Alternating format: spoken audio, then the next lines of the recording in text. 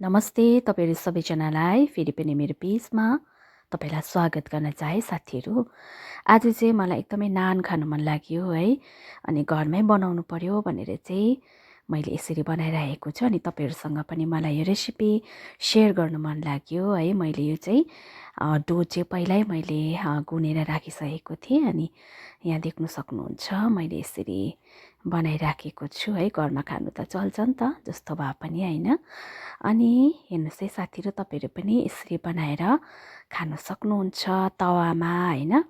मैले चाहिँ तवामै बनाएको, हेर्नुहोस् है साथीहरु। एक साइड चाहिँ तवामा पकायो हैन, त्यसपछि फेरि पल्टाएर यसरी है तपाईले ग्यासमा यसरी तताउनु पनि सक्नुहुन्छ हैन। अनि तपाईले देखिराख्नु भएको छ मैले यहाँनिर सेकाइराखेको छु है। अनि हेर्दै गर्नुहोस् है साथीहरु, यति दामी भयो क्या। अनि त्यो पछि चाहिँ यो सकेर चाहिँ मैले बटर लगाएँ है। बटर लगाएको चाहिँ एकदम मिठो हुन्छ नि त।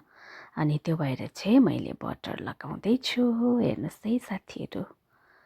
अब त्यस्तो दोकानको है त्यस्तै त हुँदैन, तर पनि घरमा खानु त है आफूले अलिकति सिकेर जानेर हैन बनाएको मिठै मलाई त मिठै लाग्यो हैन।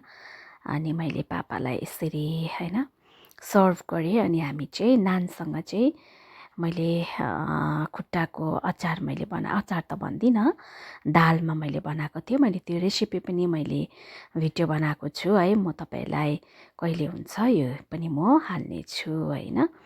अनि खुट्टाको अचार दालसँग हालेर चाहिँ मैले यसरी बनाएको, हेर्नुहोस् है। पापाको लागि त रेडी भइसक्यो हो।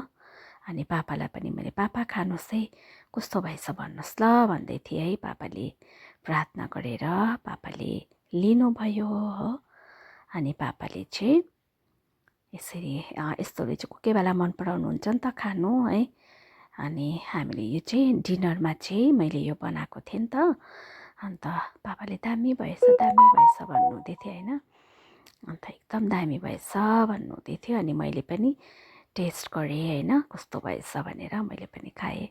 एकदमै मिठो भएछ हैन। मैले जानी नजानी मैले बनाएको, तर मिठो चाहिँ मिठो भएछ है साथीहरु। नान चाहिँ दामी भएछ है। तपाईले पनि यसरी घरमा मजाले